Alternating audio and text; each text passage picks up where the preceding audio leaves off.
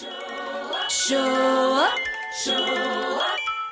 So, hello Mujinga. Hi. So nice to see you here. Nice to be here. Thank you. Thank you. And what a show last night.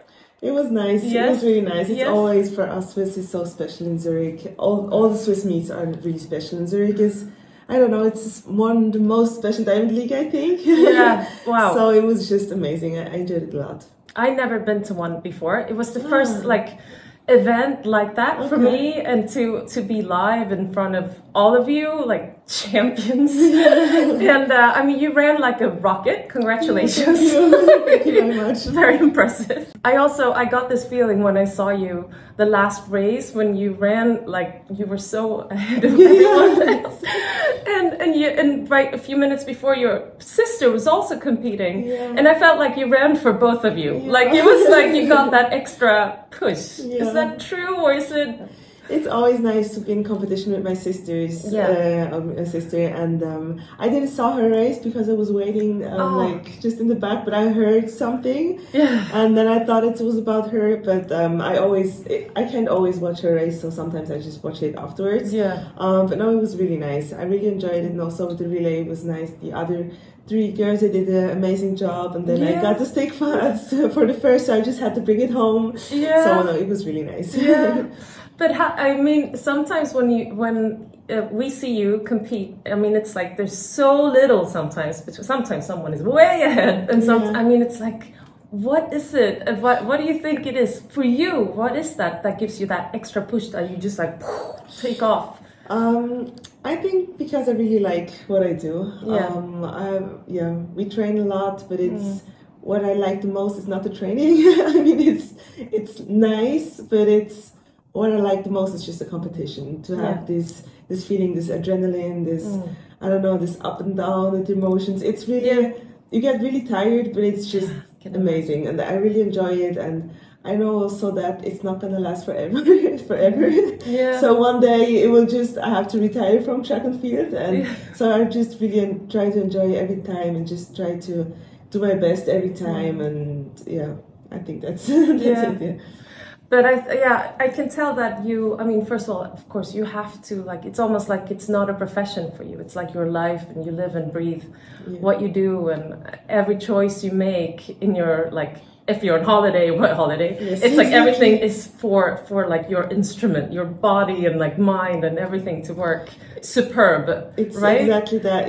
It's a job. But still, it's 24/7 and like every day of the year. And also when I have an off season and I eat a lot and I drink maybe a bit more wine than during the season.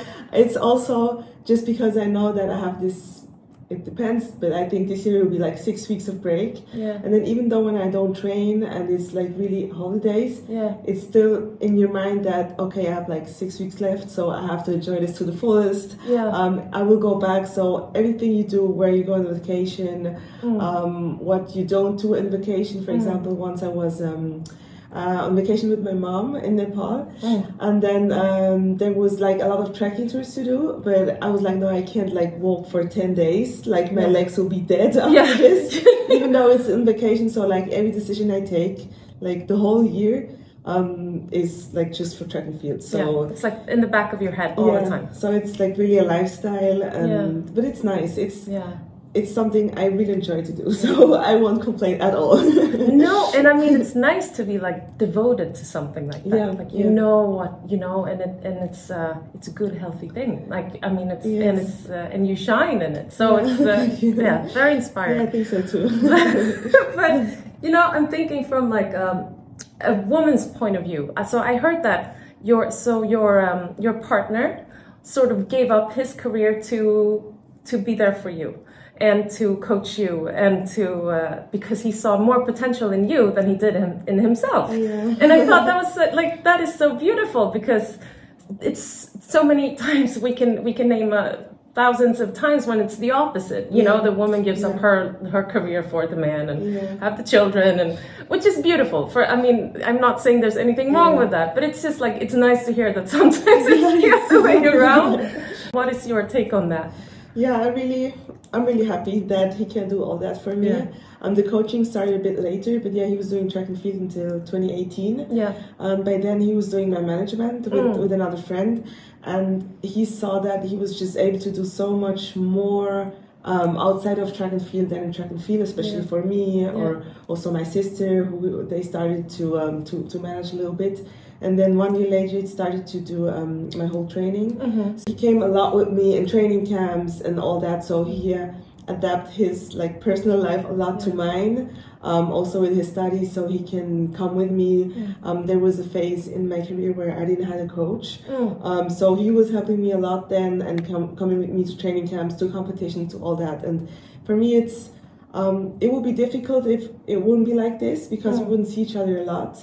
And it's also just nice to have someone who I know I can trust 100%, and he's there for me. He knows how I work, when to, I don't know, get a bit distance because I need it, or when to be a bit closer. So it's something I enjoy a lot, and I'm really happy that he's able to do that, and also willing to do that.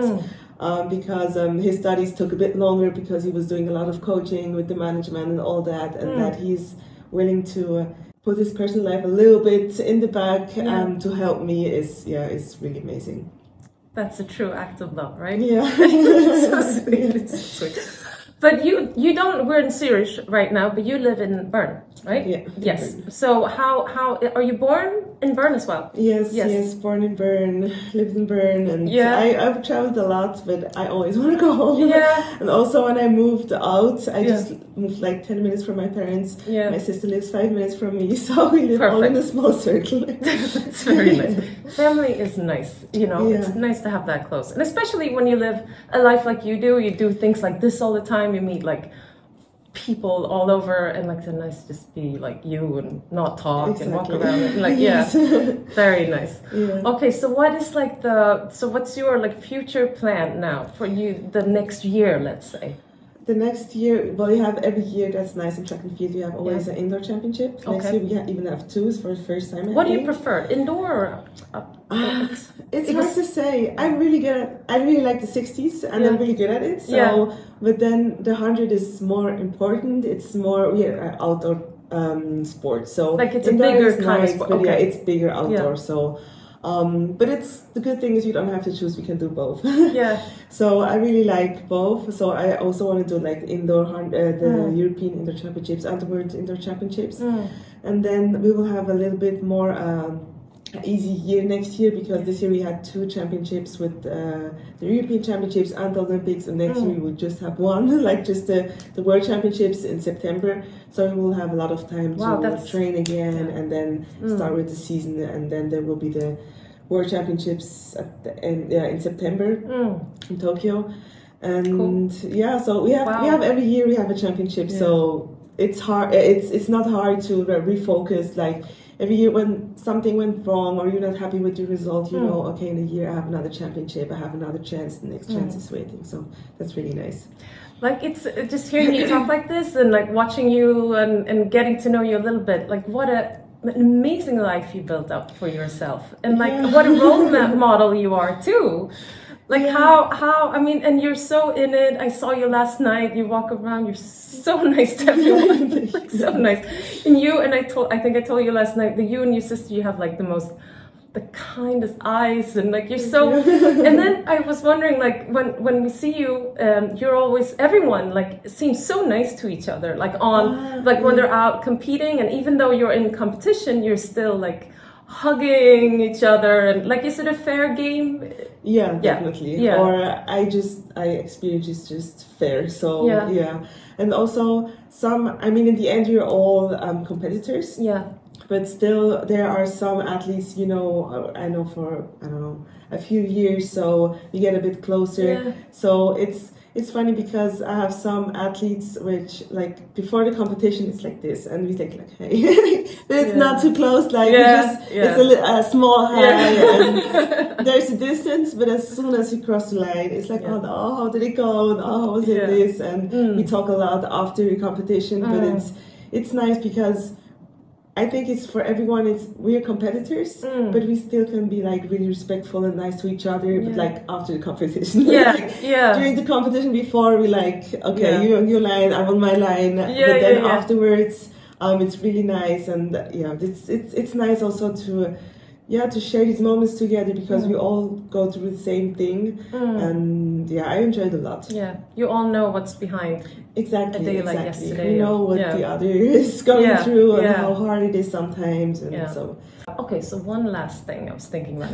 So when you end a game, like if you win or you lose or you're in between, or like, can you walk out of it feeling like, okay, I did my best, like, or do you feel like you fail? Like how do you like?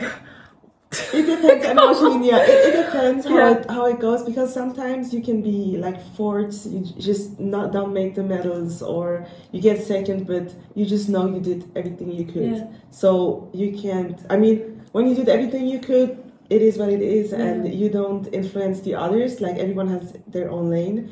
So there are competitions where maybe from the outside you could think I'm really disappointed, but I knew that I did what I had in my legs on this day.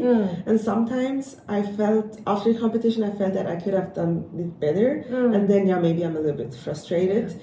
But what's nice is, like I said before, there's always the next chance, and in the end it's just sports. I mean, it's like our whole life, and it's what we do 24/7. But then it's in the end, it's not the most important thing in the life, and we have a next chance the next year, and if not, there's so much more which is more important. So I'm often, when I'm like really disappointed, I think it's also important to be sad and be disappointed, but then I'm also able to like put it in the right spot, like really fast, like maybe the next day, and then see that okay, it's too bad, but it is what it is. Try harder next time, and make it better next time. And we learn a lot from that. Exactly. It's like a life school. It's like you have so many lessons you learn, and it's in something which is, of course, it's important, but it's not. I think there's so much more important stuff coming in my future, and it's so nice that I can do a lot of experience during my career, because it's sometimes the consequences are not that big, or you learn so much. So it's something I appreciate really a lot, that I'm able to do all this and learn all this. So amazing. It's so good to see. Thank you so much for this. Thank you. And we'll see each other soon again, I hope. And I will be rooting for you. Thank you. And I hope it wasn't your last time at league. No, absolutely not. Okay, I'll come back. Well, thank you so much, and we will see you guys soon. All right. Ciao. Bye.